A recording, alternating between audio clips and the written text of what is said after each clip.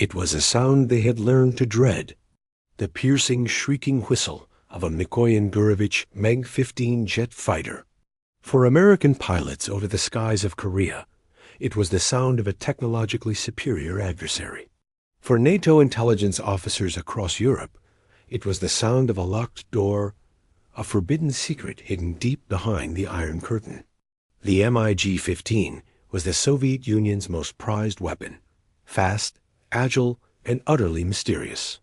But on one cold morning in March 1953, that sound took on a new meaning. It was not a sound of attack, but of defection. It was the sound of a key turning in a lock. This is not just a story of a stolen airplane. This is the story of a lone Polish pilot who, with a single breathtaking act of courage, handed the entire Western world the keys to the Kremlin's most dangerous secret. This is the story of how, against impossible odds, a man they had written off as an enemy delivered a weapon of incalculable value into the hands of his captors. The date was March 5, 1953. The location, the sun-bleached concrete of a military airfield at Sławsk in northern Poland, a place known to its Polish Air Force personnel as Lotnisko Sławsk-Rzeszkowo. To the man at the center of our story, it was simply the place where his old life would end and where history would unexpectedly choose him to become an extraordinary pawn in the opening moves of the Cold War. To understand the magnitude of what was about to happen, we must first understand the machine at the heart of this drama. The MiG-15, codenamed Faggot by NATO, it was a revolutionary design. With its swept wings, powerful Klimov RD-4 5-turbojet engine, a coppet British Rolls-Royce 9, and heavy armament of two 23mm and one 37mm cannon, it had shocked the world in Korea. It outperformed nearly every Western fighter it encountered. Its pilots, often Soviet advisors, wielded it with deadly skill. But for all the intelligence services of the West knew, it might as well have been a UFO. No intact example existed outside communist control. Every schematic, every performance characteristic, every engineering secret was guarded with paranoid intensity by the Soviet state. And we must understand the man.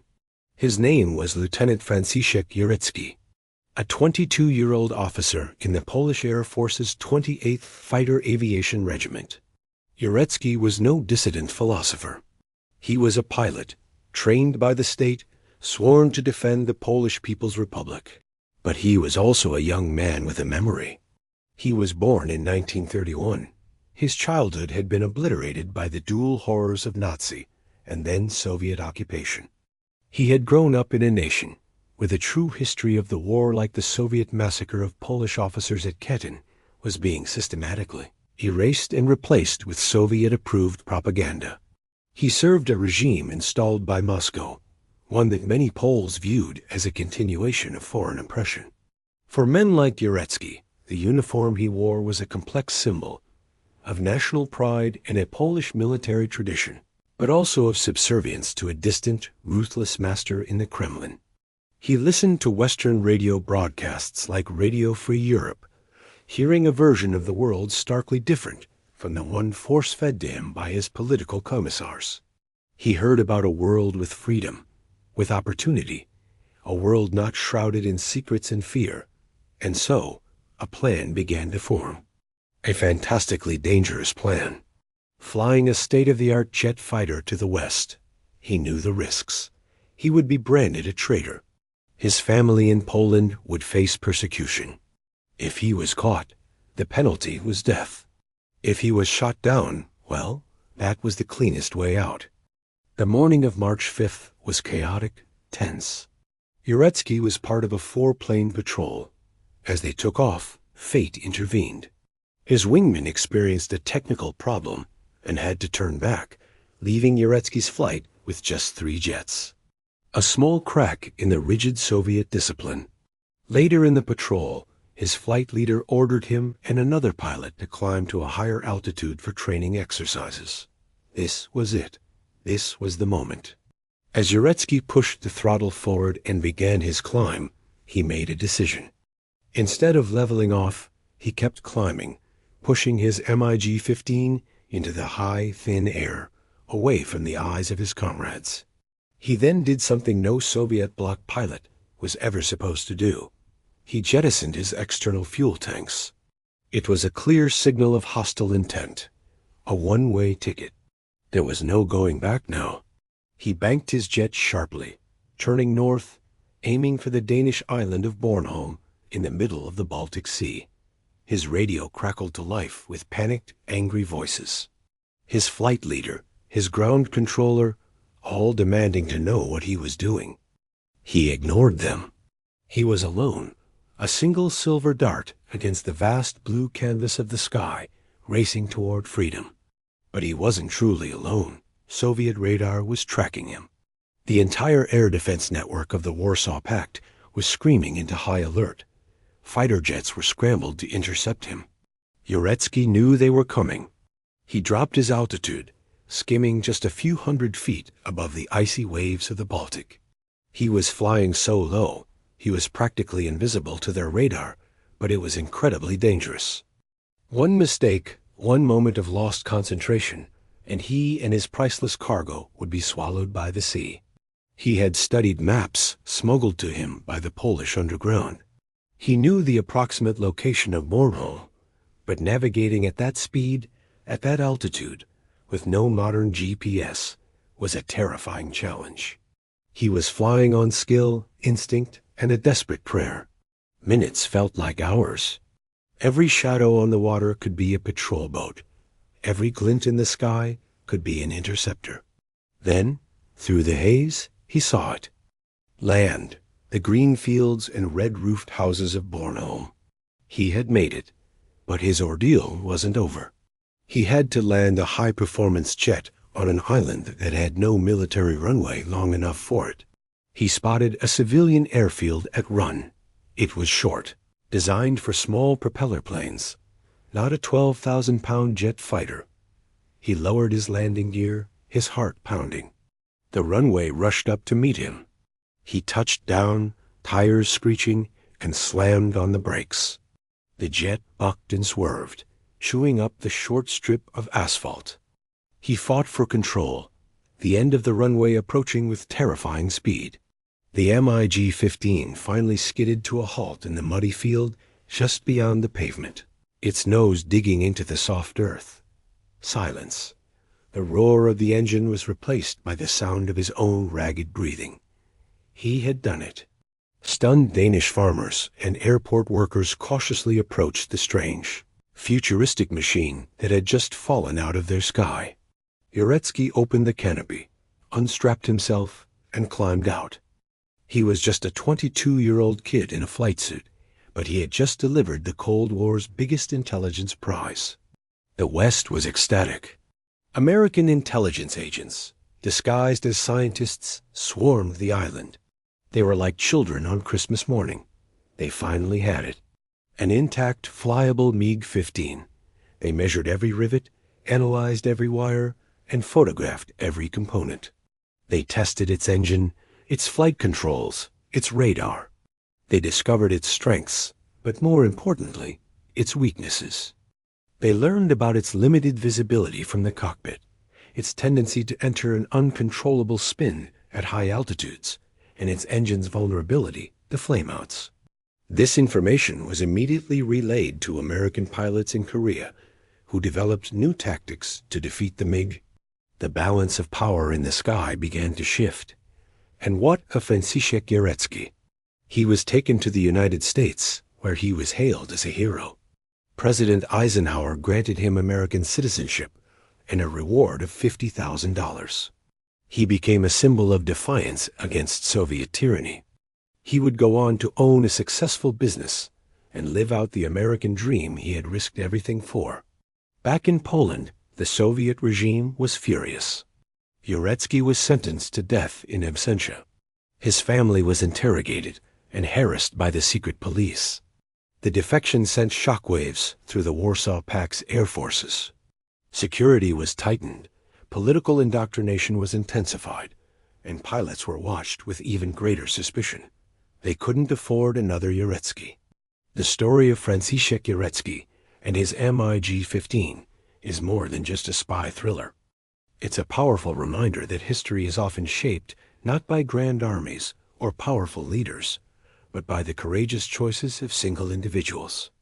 A young man, armed with nothing but his skill and a burning desire for freedom, took on an empire and won. He didn't just fly an airplane across a border. He flew a symbol of hope through the Iron Curtain, proving that even in the darkest, imagine a childhood erased by war. First the Nazis, then the Soviets. This was the world Franciszek Uretsky grew up in. A Poland where the truth about history was systematically buried and replaced with lies spun by Moscow. Think about the Katyn massacre, where thousands of Polish officers were executed by the Soviets, a truth denied for decades. Uretsky wore the uniform of a Polish pilot, a symbol tangled with pride for his nation's military history, but also a constant reminder of servitude to a ruthless master in the Kremlin. For many Poles, the Soviet-backed regime was just another form of foreign oppression. In early 1953, the world was holding its breath. The Korean War was still a bloody conflict, with Soviet-made MiG-15s ruling the skies over MiG Alley. In Europe, the Iron Curtain wasn't just a metaphor. It was a fortified line of pure fear dividing East and West. Adding to the tension, the Soviet dictator, Joseph Stalin, was on his deathbed. In fact, he would die on the very day our story takes place, March 5, 1953, though the world wouldn't know for hours. The planet was balanced on a knife's edge, and in this supercharged atmosphere, getting a hold of a brand new, fully functional MiG-15 was the holy grail for Western intelligence. Every spy agency, from the CIA in America to MI6 in Britain, fantasized about it. They needed to understand this incredible piece of Soviet engineering. How did it fly so high, so fast? What were its weaknesses? But capturing one, that was considered impossible. The Soviets guarded their top fighter jet with obsessive paranoia. Yet, on a windswept Polish airbase, a young pilot named Franciszek Uretsky was about to do the impossible. He was about to deliver the ultimate prize right into the hands of the West. This wasn't a snap decision. This was a plan born from months of simmering frustration and a calculated desire for freedom. Sometime in late 1952, Uretsky made a choice that would change his life forever. He would escape. And he wouldn't just sneak across a border in the dead of night. No, he would take the regime's most advanced, most feared weapon with him. He would steal a MiG-15 and fly it to freedom. The risks were staggering. He was under constant surveillance by political officers, the Communist Party's watchdogs planted in every military unit. He was surrounded by loyalists who would report any hint of dissent in a heartbeat. The entire security apparatus of the Eastern Bloc was designed to prevent exactly what he was planning. The sky itself was a prison. A dense network of anti-aircraft guns, constant interceptor patrols, and a wall of radio monitoring stations watched every move. It was a digital cage stretching from the Baltic Sea to the Black Sea. Any deviation from a flight plan, any unauthorized turn, would trigger an immediate and lethal response. Failure meant more than just death. It meant being branded a traitor, his family facing persecution, and his name being erased from history, or, worse, twisted into a cautionary tale of treachery. But the pull of freedom was stronger than the fear of consequences. His target was a tiny speck on the map, the Danish island of Bornholm, floating in the middle of the Baltic Sea. It was the closest piece of NATO territory, just over 100 miles from the Polish coast. A short flight, but a desperate gamble. He would have to fly at a low altitude to avoid radar, burning precious fuel at an alarming rate. He'd have just minutes of fuel to spare after takeoff. He had to navigate through potentially hostile skies, find an island he had only seen on maps, and land on a runway he had never seen before, in a country where he couldn't speak a single word of the language. On the morning of March 5, 1953, The weather was poor. Low clouds and fog blanketed the airbase at Słupsk in northern Poland. This was Jarecki's chance. The bad weather that grounded many flights also provided cover. He was scheduled for a routine training flight, flying in a pair with his wingman. As they took off and climbed through the thick cloud layer, Jarecki knew it was now or never. He made an excuse over the radio, something about his instruments malfunctioning, and told his wingman he was turning back. But he didn't turn back. Instead, he banked his MiG-15 sharply and dove for the waves. He leveled out just a few hundred feet above the choppy Baltic Sea, flying under the radar coverage. He was alone. The clock was ticking. Every second, his jet devoured fuel. He had jettisoned his external drop tanks, a standard procedure, but this also meant his range was now critically limited. He was racing against the fuel gauge, against the Soviet and Polish air defense systems that would soon realize he was missing, and against the vast, unforgiving sea below. Back at the base, confusion turned to alarm. Where was Lieutenant Jarecki? Radio calls went unanswered. Radars swept the skies, finding nothing. The wingman's report would have been confusing. He said Jarecki turned back, but he never arrived. The hunt began. Interceptors would have been scrambled, their pilots given a horrifying order. Find the missing MiG and shoot it down. Jarecki was no longer a comrade. He was a traitor flying a state secret towards the enemy. For him, there was no turning back. Flying blind, with only his compass and a mental map, he strained his eyes, searching the gray horizon for any sign of land. Minutes felt like hours. Was he on the right course? Had he miscalculated? The needle on the fuel gauge crept relentlessly towards empty. Just as desperation began to set in, a shadow emerged from the mist. Land. It was Bornholm. He had made it. But the ordeal wasn't over. He had to find the airfield, and fast. He circled the island, spotting the runway at Run Airport. It was a civilian airport, its runway far shorter than the military strips he was used to. He lined up his approach, a sleek, silver arrow descending from the sky. On the ground, people looked up in disbelief. What was this strange, futuristic jet with red stars on its wings? It looked like something straight out of a newsreel from the Korean War. They were witnessing the Cold War land, quite literally, in their backyard. Jarecki brought the MiG-15 in for a perfect landing, coasting to a stop on the grass beside the runway. He had done it. He had flown through the Iron Curtain. He climbed out of the cockpit, his legs unsteady, not from the flight, but from the sheer, overwhelming relief. He was a 21-year-old pilot who had just pulled off one of the most audacious defections in history. The Danish authorities were stunned. They now had a massive political and intelligence dilemma on their hands. Within hours, the world's press descended on the tiny island. The impossible had happened. The West finally had its MiG. The jet was carefully disassembled by American and British experts, hidden under tarps, and spirited away for analysis. Every rivet, every wire, every inch of its engine was studied. The secrets of the MiG-15 were finally unlocked, giving Western pilots a crucial edge. As for Franciszek Jarecki, he was granted asylum in the United States. He became a hero, a symbol of defiance against tyranny. He testified before Congress, providing invaluable intelligence about the Soviet Air Force, its training, and its morale or lack thereof. He went on to live a full life in America, a testament to his incredible courage. His flight was more than just a daring escape. It was a powerful blow to the prestige of the Soviet Empire and a priceless gift to the free world. The morning of March 5, 1953, dawned cold and gray over Słupsk, Poland. For the pilots of the Polish Air Force, it was just another day of training flights. Lieutenant Franciszek Jarecki went through his pre-flight rituals with a calm that masked a monumental tension. He climbed into the cockpit of his assigned MiG-15, Serial number 346, the most advanced fighter jet the Soviet Union had ever produced.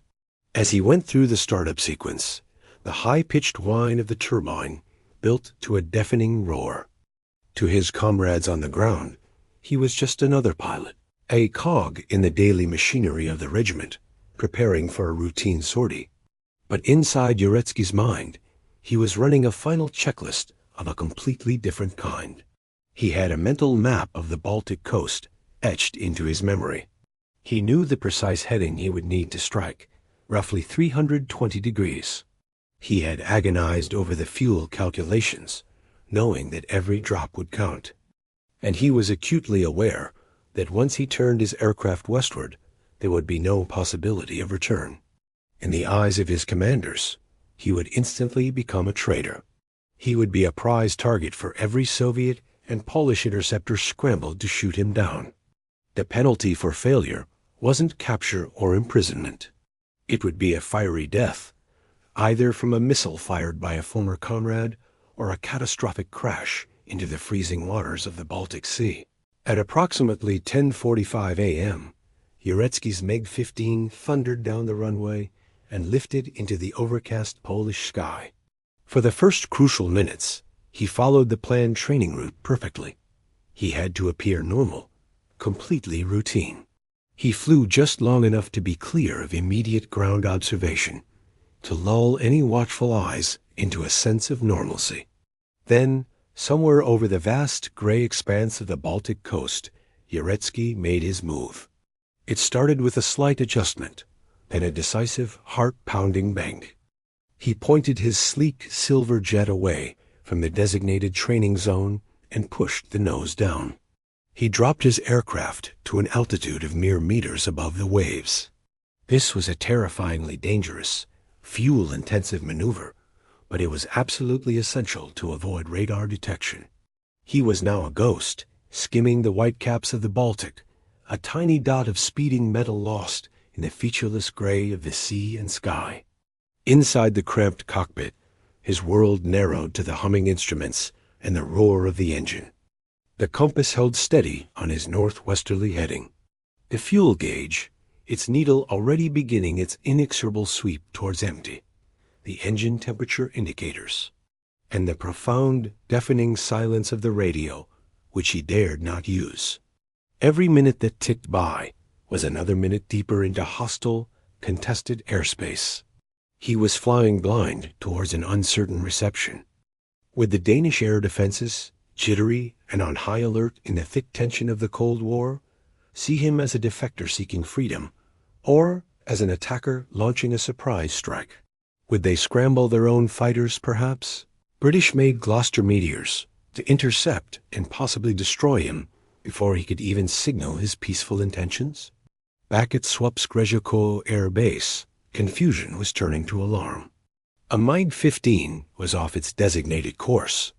Then, it was officially missing from the radar screens. Soon, the terrible, unthinkable truth dawned on the base commanders. One of their own was heading west. Panic erupted. Phone lines to Warsaw, and likely to Moscow itself, were burning with frantic calls. Orders were screamed across the airbase. The hunt was on. Every available fighter was scrambled to intercept the runaway pilot. But in this era, before the instant data links and truly supersonic interceptors that would define later decades, time was on Uretsky's side. He had a crucial head start, and he was flying one of the fastest and most capable aircraft in the world. He was a phantom, a silver needle threading its way through a web of Cold War defenses. His pursuers were fast, but they were behind him, and every second increased his lead. Meanwhile, on the Danish island of Bornholm, the day was proceeding as usual. Suddenly, the island's radar operators spotted an unidentified, low-flying, high-speed contact approaching from the east. This was the moment of truth. Was it the prelude to an invasion? A reconnaissance flight testing their defenses? The protocols were clear. 2 Danish F-84 Thunderjet fighters were scrambled from their base to intercept the unknown aircraft. As the Danish pilots closed in, they saw it. the unmistakable swept-wing silhouette of a MiG-15, the symbol of Soviet air power, bearing Polish markings. They cautiously pulled up alongside the mysterious jet. Peering into the cockpit, they saw a lone pilot. Uretsky, seeing the Danish fighters, knew this was his one chance. He couldn't speak to them over the radio. He had to communicate his intentions visually. He rocked his wings back and forth, the universal pilot's signal for, "I am friendly, do not fire." Then he lowered his landing gear. It was a clear, unambiguous sign. He wanted to land.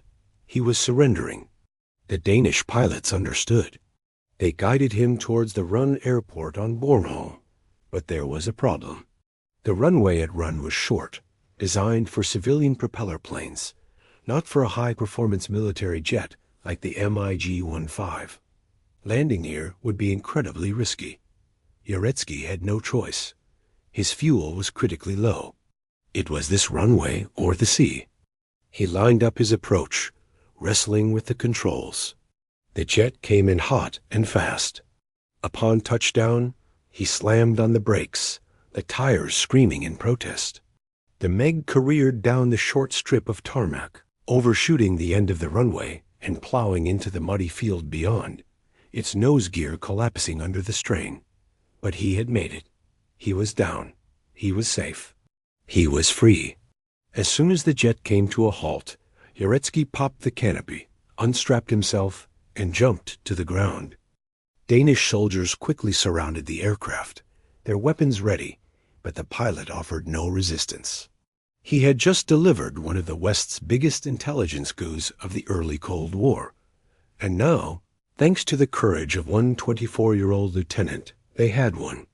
It was damaged, yes, but it was largely intact. The secrets of its advanced Klima VK-1 engine, its powerful cannons, and its aerodynamic design were now in their hands. American and British technical experts were flown to Denmark under extreme secrecy. They swarmed over the aircraft, meticulously disassembling it, photographing every component, and analyzing every piece of technology. The information they gathered was invaluable. It allowed them to understand the MiG's strengths and weaknesses, leading to the development of new aircraft like the F-86 Sabre and new tactics to counter the Soviet threat. Franciszek Uretsky was hailed as a hero in the West. He was granted political asylum and eventually moved to the United States, where he received the hefty financial reward that had been promised. He went on to own a successful manufacturing business in Pennsylvania, living the American dream he had risked everything for. But in Poland, he was condemned as a traitor in absentia and sentenced to death. His family faced persecution from the communist authorities. His story became a powerful piece of Cold War propaganda for the West, a symbol of the desire for freedom that existed even within the iron grip of the Soviet bloc. Years later, after the fall of communism, Uretsky was finally able to visit his homeland.